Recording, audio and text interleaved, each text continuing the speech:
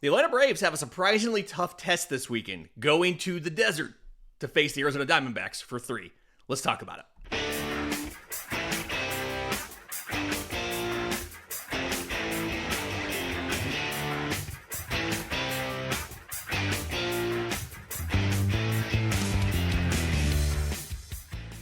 Yes, welcome on in to Braves Today for Friday, April 25th. Your source of news, notes, and updates on your Atlanta Braves.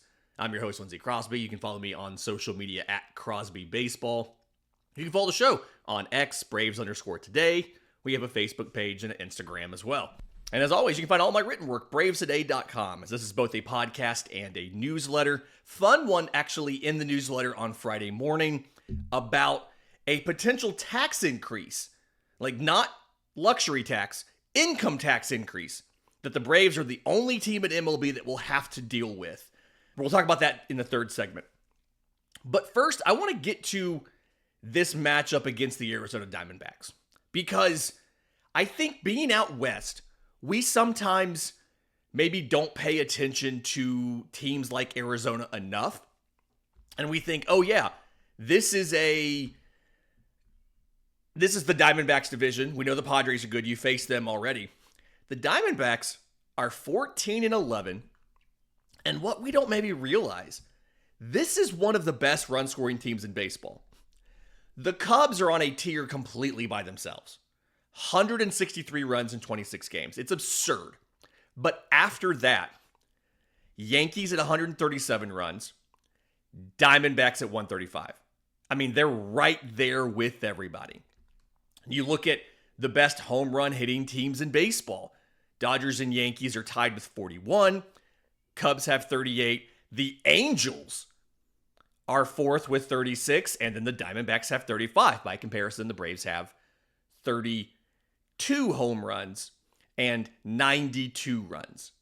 So we know the Braves run scoring issues. That's not what we're here for. We're here to talk about Arizona.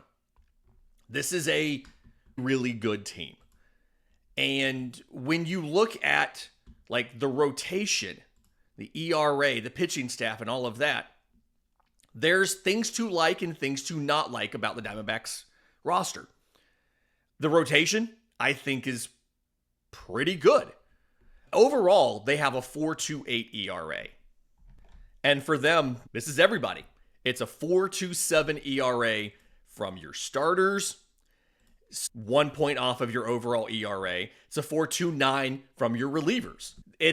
That's bottom half of the league. And there's some pros and cons to the matchup you'll specifically get this week. And we're going to break down those 3 matchups, by the way. We're going to talk about the starters you're facing, the pitching matchups, and what's going to happen there. But from an offensive perspective, the guy you need to worry about the most, Corbin Carroll. He leads the team with home runs with 9, despite being a speedy, smaller guy. 9 home runs, 23 RBI, 24 runs scored. He's batting .321 with a 1.065 OPS. It is absurd. But several Diamondbacks are off to very good years. Josh Naylor brought in to replace Christian Walker. He's batting .323 with a 904 OPS. Pavin Smith, who can play first base. He's really the DH replacement for Jock Peterson, who is dreadful for the Rangers. We're not here to talk about Jock Peterson. But Pavin Smith is batting .365 in 24 games. It's only 63 at-bats. He's not playing a ton against lefties. He's the primary DH against righties. But .365 with a 1.185 OPS. And rookie Tim Tawa is batting .250, but his slugging is .639. Smaller sample size. But there's guys you have to be mindful of and you have to be careful about when you face this team. Not everybody's doing great. Eugenio Suarez has 6 homers, but only batting .159. Veteran Lourdes Gurriel is batting .165 with 4 homers. Geraldo Perdomo, I think he missed a little bit of time because of injury, but he's batting .256. There's like a core 6 guys that play every day for them. And then they rotate some other guys in, like an Alec Thomas in center field, things like that. But this is a very good offense. There's a lot of, not everybody, there's a lot of team speed. Thomas is speed, like their outfielders outside of Gurriel are speedy. There's plenty of power in the corners. And then also Corbin Carroll is incredibly powerful. And what I love the Diamondbacks are doing here, and it's a similar thing that Atlanta did with Ronald Acuna Jr. Corbin Carroll can play center field. They don't use him there. They use him a lot in right because they want to try to preserve his legs. It's something where you run so much more in center field. So I like how they do this. I like how they put him in right, even though the highest utility of Corbin Carroll is probably playing center field. This is something where he has a little bit more energy to run base paths. And so far, again, he's rewarded them by batting .321 with 9 home runs so far this year. The pitching matchups in this one are really interesting as well. So game 1, Zach Gallen versus Chris Sale. What a matchup. Both guys are struggling a little bit this year, and we'll get to that. Game 2 is Grant Holmes versus Merrill Kelly. And then game 3 is Spencer Schwellenbach versus Brandon Pfaadt. Really great matchups. And I think the key, we talk about this a lot, right? I think the key here is going to be getting into the Diamondbacks bullpen. They've really struggled on the back end this year. They're dealing with some injuries as well. Kevin Ginkel's down with shoulder inflammation. AJ Puck is down with elbow inflammation. They brought in Kendall Graveman as a free agent, but he has a strained back. He hasn't pitched. And so Justin Martinez is their closer. He is absolutely filthy. Old friend Shelby Miller is their primary setup man. Like, they had to bring in 4 relievers this offseason. They actually brought in 5 because Kendall Graveman, but they brought in 4 relievers this offseason to try to make the pen better. And just in the last couple days, this last series that they played, the bullpen took 2 losses and 3 blown saves in the last series. Like, the path to success against the Arizona Diamondbacks is to get in the bullpen and make them be perfect, because they won't be. They're gettable. You've got to get the starters out of the game. So this is one of the situations where Atlanta's newer offensive approach of taking more pitches, drawing more walks, doing all of that stuff should help Atlanta prolong the outings for these starters and get into that bullpen. But talking about their starters, I want to break down each of these 3 matchups because there's things we need to know, and I think that the stats for these guys aren't necessarily exactly descriptive of how good they've actually been this year. We'll do that next, right here on Braves Today.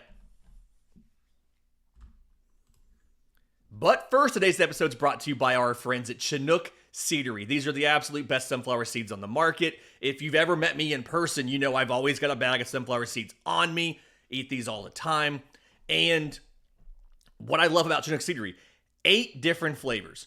Original, it's a nice balance of saltiness and sweetness. I like mine a little bit saltier than that, but fantastic mix. They've got lemon pepper. It's the custom flavor of Bobby Witt Jr., Kansas City Royals shortstop, who is an investor in the company. Jalapeno ranch. Really, trust me, try it before you knock it, okay? Parmesan and pepper. That's my absolute favorite, right? Just savory, the cheese, it's so good. Cinnamon toast. My kids love the cinnamon toast ones. Sometimes they just suck on the seed and don't actually eat it. Dill pickle. My wife's a big fan of the dill pickle. It's not super vinegary. It's just that nice little essence of pickle flavor. Hatch chili, bold spiciness there. And then smokehouse barbecue is a really complex flavor. Some smokiness, some tanginess. I think you'll like it. So, ChinookSeedery.com, ChinookSeedery.com. You can get a sampler pack. They send you all 8 flavors to try. You can buy a variety pack where they send you a case with everything. Or you can build your own pack with just the flavors you like. But either way, at ChinookSeedery.com, promo code BRAVES gets you 10% off your order, free shipping over $40, and supports the Braves Today podcast. So again, ChinookSeedery.com, promo code Braves. That's ChinookSeedery.com, promo code Braves. Welcome back to Braves Today. Lindsey Crosby breaking down this matchup versus the Arizona Diamondbacks. Again, we've got an interesting little story on income tax increase for the Braves in the third segment from the newsletter today. But Atlanta's been pretty successful against the Diamondbacks in recent history. In 2023, the best offense you've had in possibly your team history. You went 3-3. Last year, Atlanta went 5-2.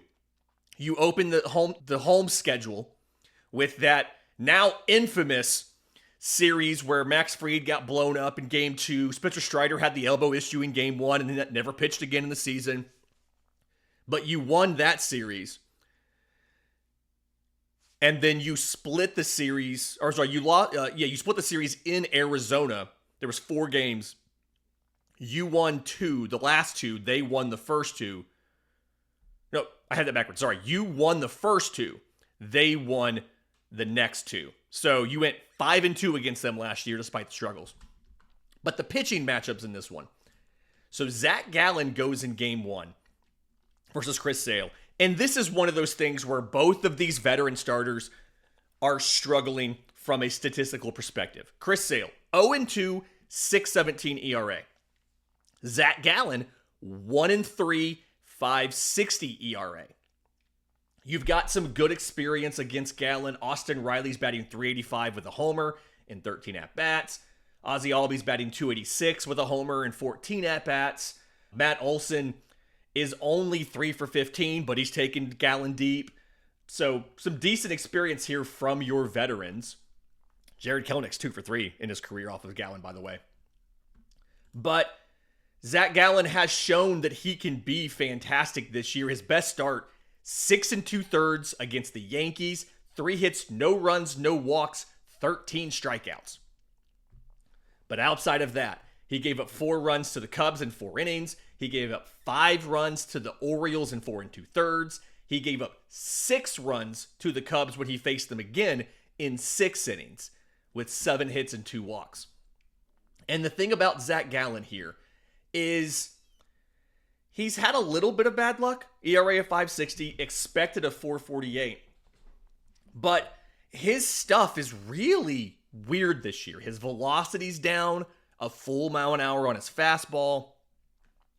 And he's gotten some poor performance on some of these pitches, and some of them he's wildly overperformed, right? The cutter's not good.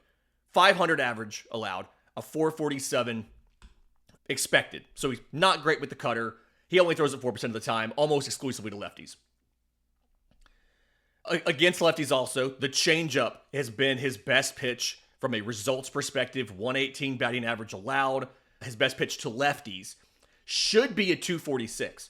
He's not, I think he's allowed maybe 1 extra base hit off of it. So the slugging's like 176, but the expected's 429. I think Atlanta's lefties can do something, can have some good results against that changeup today. He's been leaving it a lot, he's been zoning it too much. I don't think he means to zone it as much as he does. He ends up leaving it down and away in the zone to a lefty. And when he executes it correctly, it either just runs off the outside corner or drops below the zone. But he's been zoning it a lot. And so I think if the Braves can be a little more willing to jump on a bad one, I think they can really pop a couple big hits off of the changeup. If you are a righty, equal usage of the knuckle curve to everybody. He's had some bad luck with it. It should be like a 180 expected. It's actually like a 270. Righties are going to get a slider. He rarely throws it to lefties.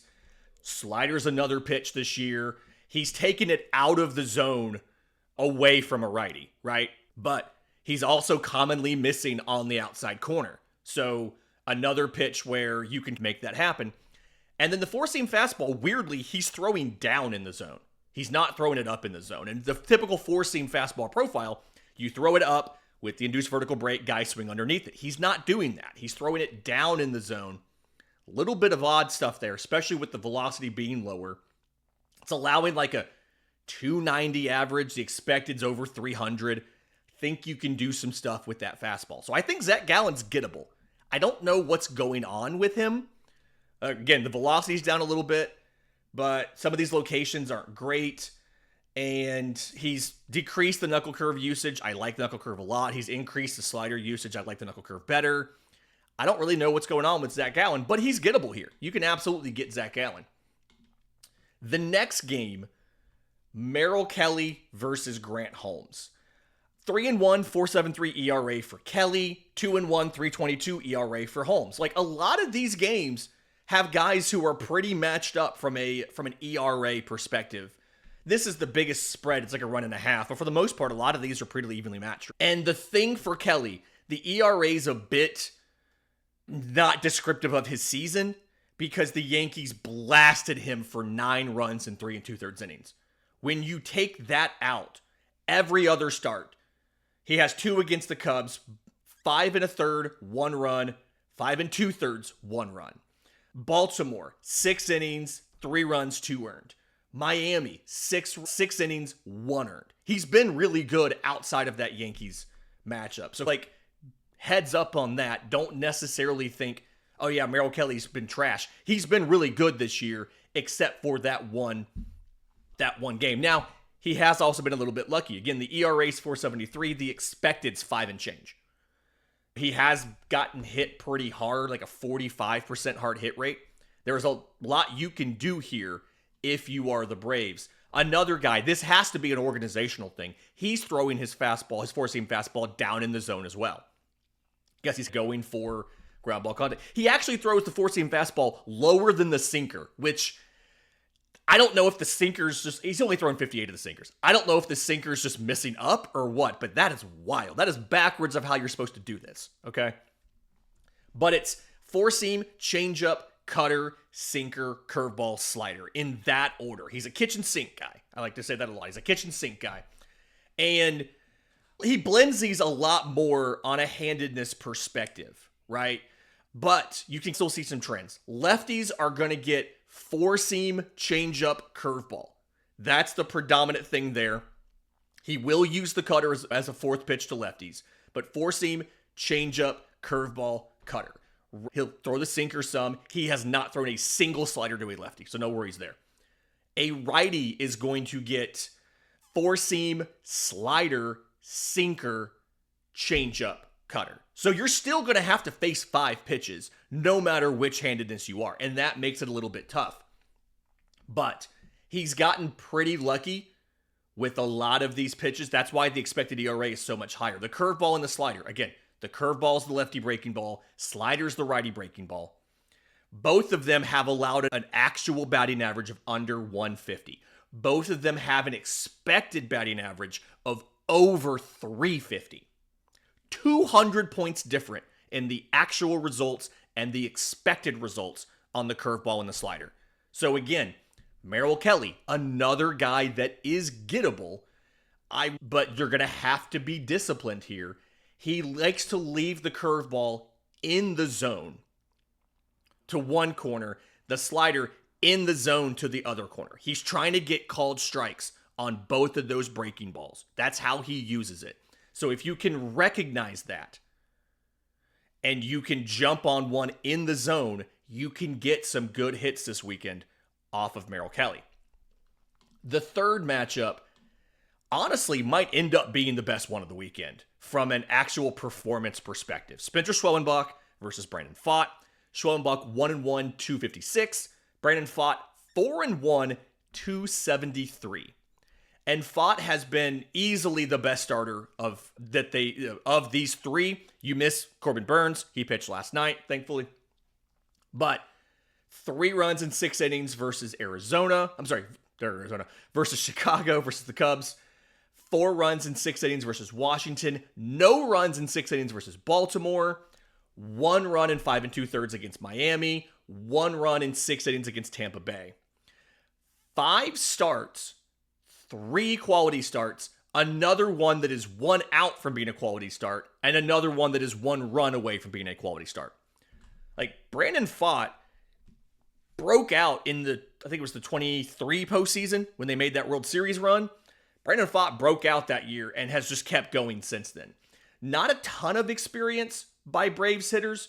The most at-bats anybody has is either 5 or 6.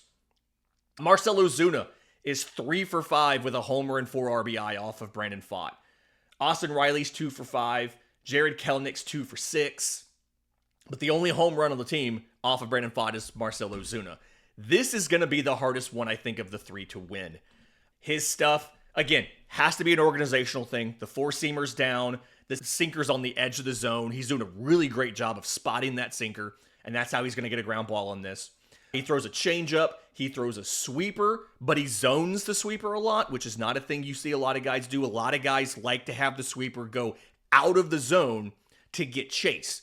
Brandon Pfaadt likes to zone the sweeper for a strike, usually a called strike, because you think it's going to stay out of the zone and it comes back in. And then he has a curveball. The specific handedness things here, lefties are going to see 4-seamer, then changeup, then curveball, then sinker, then sweeper. He's weird that he throws the sweeper to both sides because sweepers have the biggest platoon splits of any pitch in baseball. He throws the sweeper to both sides. Righties, he leads with the sweeper. That is his number one pitch to a righty is a sweeper. And again, he's trying to zone it for a strike. Okay? It's sweeper, it's sinker, it's 4-seamer. He almost never throws the changeup or the curveball to righties. So it's an easier at-bat for a righty. It's a tougher at-bat for a lefty because he's almost a 5-pitch guy to lefties. He's a 3-pitch guy to righties. But again, he is beatable. He's gotten a little bit of good results. The changeup to lefties, actual 174, expected 311. You should be able to tag that a little bit. The sinker, actual 250, expected 327. He's had some good defense behind him. It's not the same level as it was when Christian Walker was there, but still, this is a good defense. They can hoover up some of these balls. So you need Speed Demon Austin Riley to beat some ground balls out, and you need to get the ball in the air and in over the infield's heads. Either way, really excited for this series. It's going to be really good. Late series here. 9:40 on Friday night, 8:10 on Saturday, 4:10 on Sunday. Those are all Eastern time. In just a second, I've teased it a few times now. Let's talk about an income tax increase the Atlanta Braves are currently fighting. We'll do that next, right here on Braves Today. Final segment of Braves Today. Lindsey Crosby bringing you a story from the newsletter. And this morning I put this out. Again, bravestoday.com, free or paid. Go sign up. We've got close to 1,000 people get this newsletter in their inboxes once or twice a day. Because again, we do today's 3 things after every Braves game, breaking down the big things you need to know about from the game. So bravestoday.com, free or paid. Either way, come sign up. As a publicly traded company, the Atlanta Braves are in this really unenviable position of having to lobby against a tax code change that's going to impact them and nobody else. Okay, so let's break this down a little bit. Section 162M of the Internal Revenue Code of 1986 is what's being changed here. Okay, there has been a rule on the books since I think it was 1993, that certain highly compensated employees of publicly traded corporations, you could deduct a significant portion of their pay. One of those business-friendly, corporation-friendly things to go out there and just get put into the tax code, okay? And over the last couple of years, what's been different has been the definition of who is covered by this. The original clause that was put in back in the 90s was officers of the company, right? Chief executive officer, chief financial officer, people like that, okay? That's been the standard. And the definition of the employee has changed a few times over the years. 2017, they narrowed the definition with legislation that year. 2021, they widened the definition with legislation that year. And now, the current administration, and this is not, I'm not being political here. We're not talking about them or the reasons behind this. The current administration is looking to restrict the definition of an employee again. Okay? And that actually hurts the Braves. Because in 2021, the change that was made was it wasn't just company officers. It was company officers and a number of your highest compensated employees, whether or not they're officers of the company. And the idea at the time was, it is like, we're doing this by money, not by job role. And in most of the time, this doesn't matter. Most corporations, nobody makes more than the CEO. And the next highest paid people are all officers of the company. It's not like that if you're a baseball team. Austin Riley's not in the boardroom for the Atlanta Braves. Matt Olson's not leading a board meeting for the Atlanta Braves.